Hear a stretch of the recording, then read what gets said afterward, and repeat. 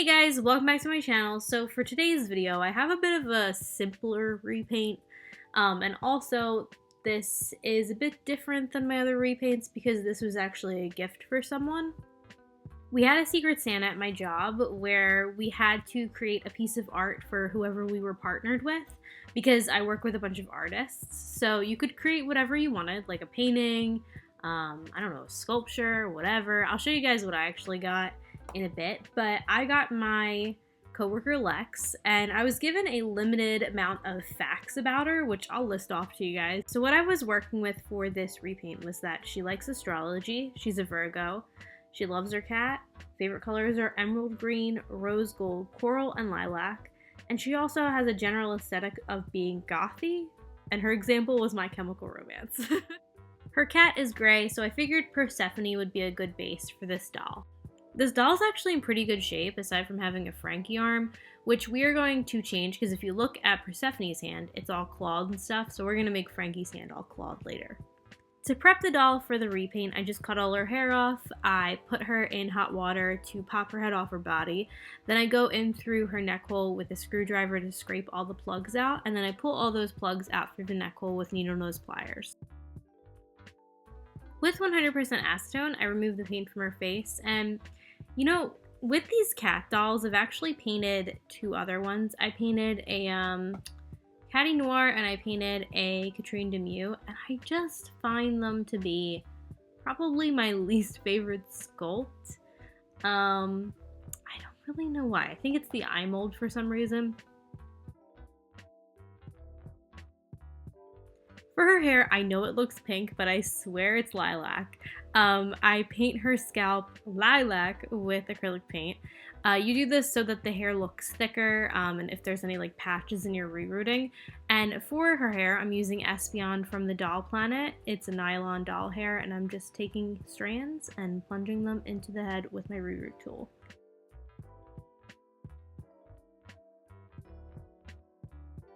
To make sure all that hair stays in place, I'm using Fabri-Tac glue and I squeeze that into the neck hole. I am pretty certain everybody uses Fabri-Tac glue because it's waterproof.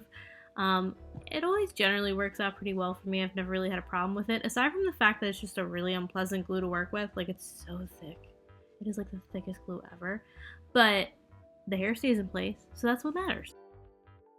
I sprayed my doll 3 times Mr. Super Clear, waiting 15 minutes in between each spray for it to dry, and then I got started. So as you guys can see, I kind of like switched up the angle, and then I was like, oop, this is not working out, so I just went back to my overhead angle. In a minute, there we go. I always start with the eyes, and this repaint was no different, so I start with the eye shape that I want, and then I start adding in the eyelids and the eyelid wrinkles, and my dolls look real sleepy, but I swear, I think eyelid wrinkles just really bring dolls to life.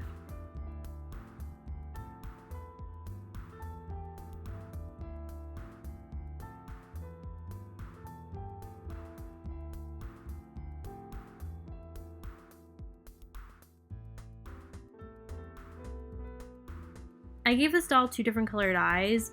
Honestly, I did that because I wanted to incorporate as many of Lex's favorite colors into this doll's face up. So I gave her one, it was supposed to be rose gold, but it honestly just turned out pink, and then one emerald green eye.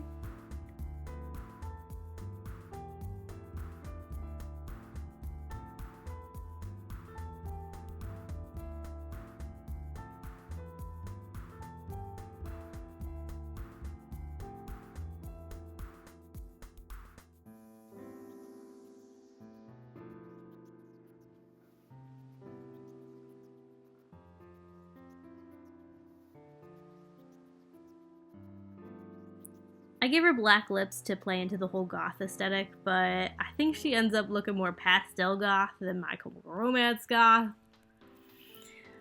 I mean, whatever. I tried.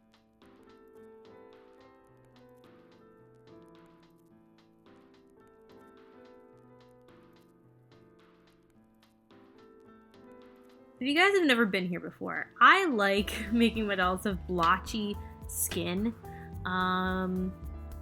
It's a choice that some people like and some people don't. So I do that by applying lots of pink, red, and purple to my doll's cheeks.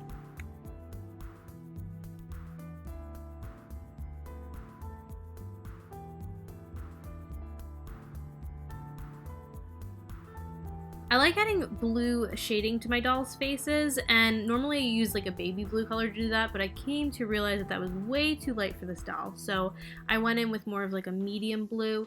I also did that with the veins that I normally add around the brow bone, under eyes, forehead, and stuff. I normally use a baby blue colored pencil to do this, and I make branch-like pencil marks, but I had to use a darker tone for this doll because her skin is so dark.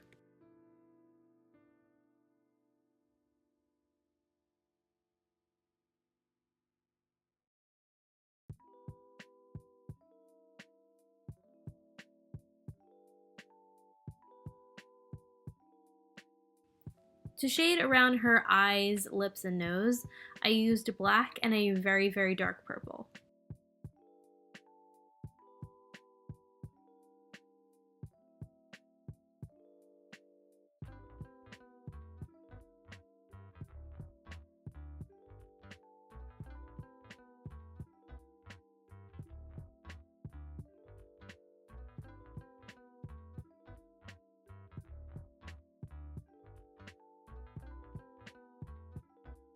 For highlighting, I used a white pan pastel around her brow bones, under eyes, upper lip, and nose, and I think on her chin too.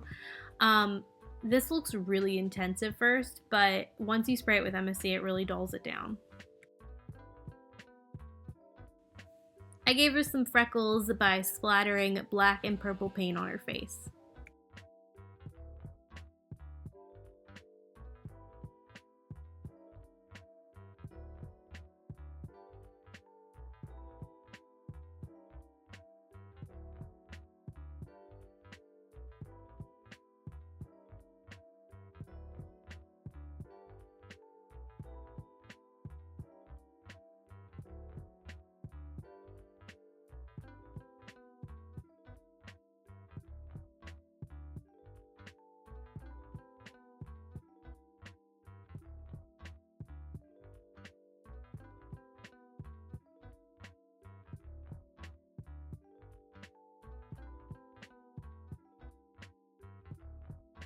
For pencil highlights around the face, I normally use a cream and a white pencil, but for this doll, I chose to use a lilac and then also a white pencil. It just makes it so that there's kind of like two different degrees to the highlights. So where I want it to be a little bit more intense, I use the white. Where I want it to be a little bit duller, I use the lilac.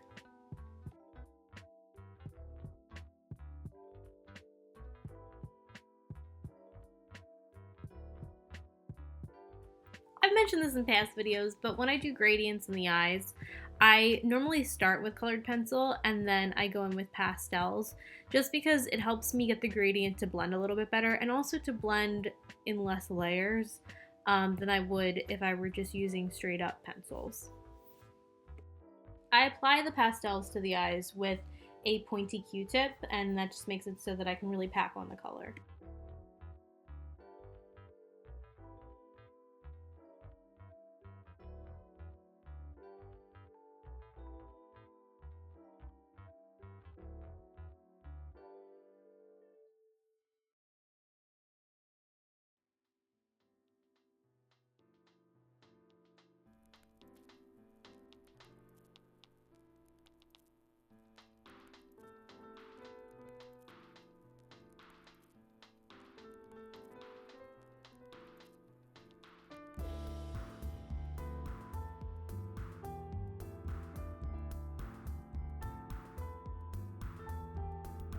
I wanted to give parted lips a try, so I added like a little oval shape of white paint between her two lips.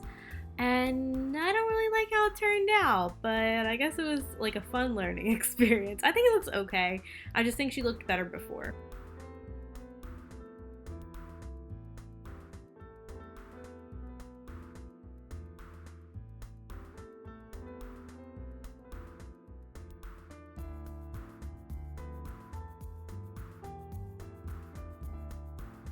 For the eyebrows, I do them in 3 different steps between layers. So the first thing I do is I get the general shape with pastels, and then after a layer, I go in with pencil and I add pencil marks for hair, and then after another layer, I go in with paint and I go over the hair that I went in with the pencil. And this just kind of makes the brows look like they have a little bit more depth to them, in my opinion. And they kind of stand out a little bit more than if I were to just go in with pencil and pastel.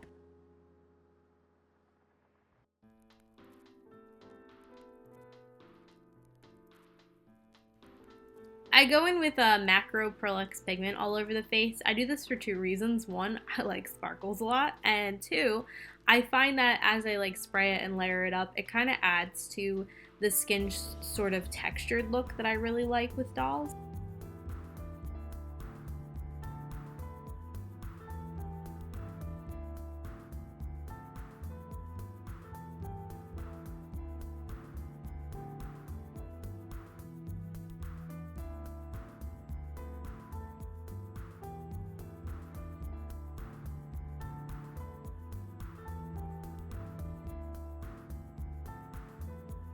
I decided that this doll was just a little bit too dark on the eyes, like just nothing was standing out because it was just like black on black on black, so I decided to give her lilac eyelashes.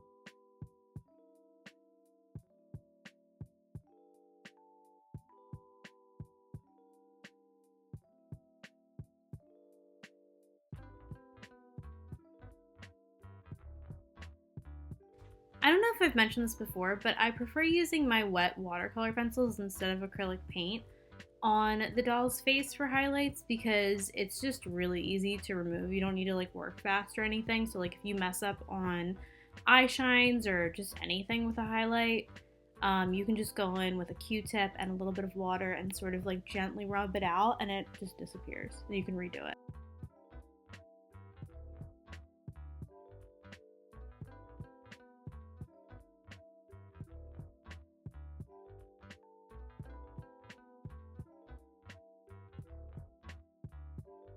Alright, so this moon on this doll's forehead was kind of like my second choice.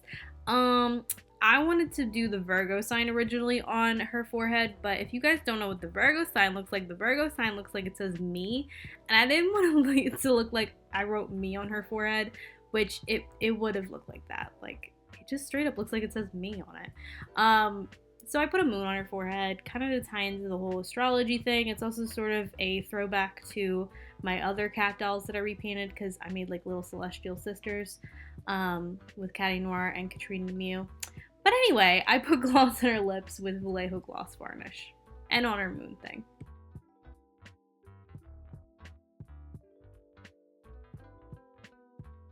Now on to clothes. So this dress, in my opinion, is really simple and I'm real bad at sewing, so I think that says something. But I just cut out a top and then also two layers for the bottom. The bottom is this black fabric and then this moon and star fabric. I was originally just gonna have this be the bottom and have it see-through, but then, I don't know, it was just really see-through, so I ended up putting in another layer later, but I just gather stitched both layers of the bottom of the dress. I added darts to the top of the dress.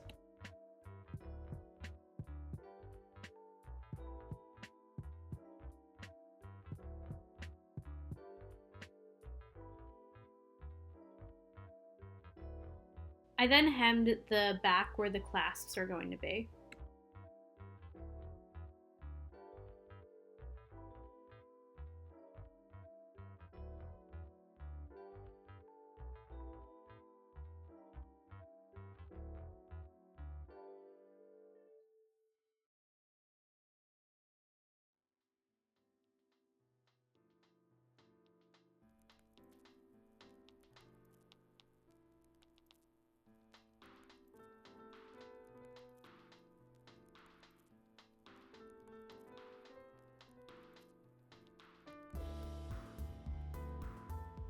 I sewed the first and second layer of the bottom of the dress together as well. I then sewed the top and the bottom of the dress together.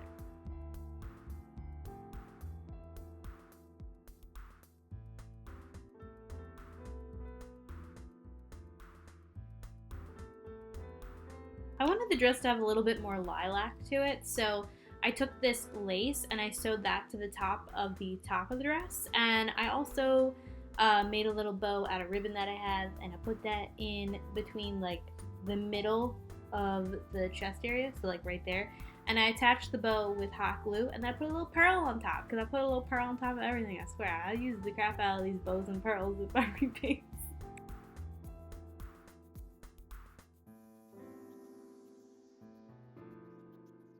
Last but not least, for this part of the dress, we gotta sew it up the side and add the clasps. I feel like I have a really hard time saying clasps.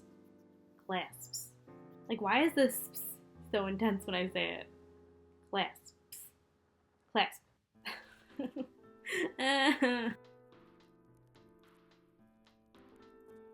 Alrighty, so like I said, this dress was just like hella see-through, so I had to add another tier to it, or another layer to it.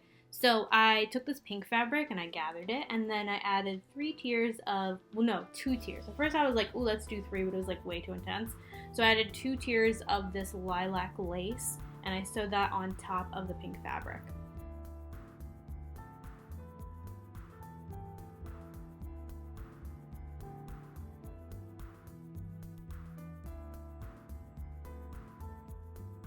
I decided that the just raw edge of this pink fabric just like wasn't looking very cute, so I took my Faber-Tech glue and I attached a trim of this purple ribbon.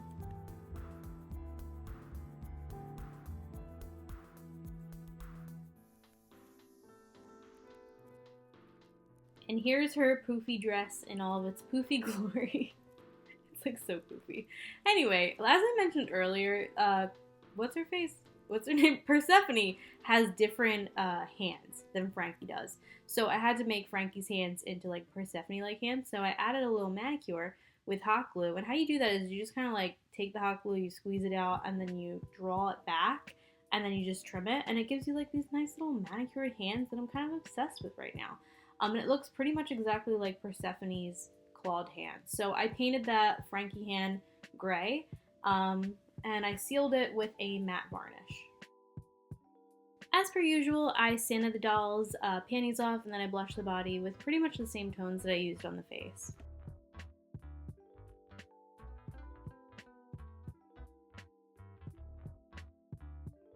I decided she needed a little choker, so I took some of that ribbon I've been using and I hot glued a star gem onto it, and I also added clasps, oh my god, onto both sides of the ribbon so that I can attach it to her neck. These are just some like simple Monster High shoes that I added a bow and a pearl on the back of.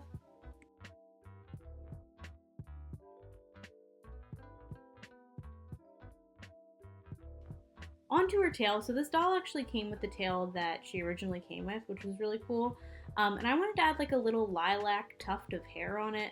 So I took this yarn, this lilac yarn, and I brushed it out with my cat hair brush.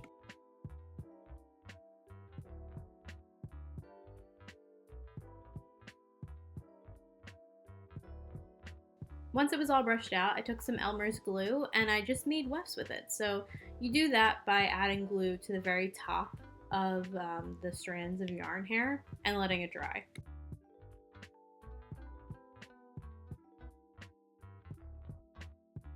I wrapped one of the wefts around the top of the tail to create that little poof I was talking about, and to kind of hide the sort of edge of the hair weft so you don't see like the glue part, I just wrapped a ribbon around it and like added a little bow and a pearl. This doll's hair is like super simple, so I gave her a ponytail and then I curled the 2 fronts of her hair. I was having a hard time showing you guys how I do it, so I basically take this chopstick. I had to like squeeze it between my legs, but I take this chopstick, I wrap the hair around the chopstick, and then I clamp my flat iron on top of it, and that'll give you some like nice pretty curls. I learned that after like 300 people were like, yo, get a chopstick. I finally got a chopstick, and like, yeah, it works. And that is my finished doll. I think she's kind of cute. Lex liked how she turned out. She really dug her doll. I wish I could have incorporated more like astrology stuff into it, but I'm gonna be honest with you, I don't know a whole lot about astrology. And when I try to like look up astrology stuff, it was just like a bunch of stuff about like your personality and like your inner self, and like I don't know how to incorporate that really into a doll. So I kind of just like gave her some stars and moons and stuff all over her dress, which maybe I'm a simpleton. Probably could have incorporated astrology a little bit more. But anyway, oh, I mentioned at the beginning, what I ended up getting for this swap was a Sailor Moon pendant that is like so adorable and I'm completely obsessed with. Like, it's so cool. What I ended up putting in my facts about me was that I like Sailor Moon, sushi, and cats, and it's like, I mean, it's Sailor Moon and it's cats because there's like a little cat on the back of it, and I love it so much. The person that got me like does jewelry work, and it's just like so impressive. But yeah, guys, if you like this video, subscribe, makes me happy. Also, please stay safe, like stay inside, stay quarantined. It's goddamn pandemic happening out there, so just be careful. Shit's crazy. Alright, I'm gonna go. Bye, guys. Oh, tell me what you think about this doll. Bye, guys.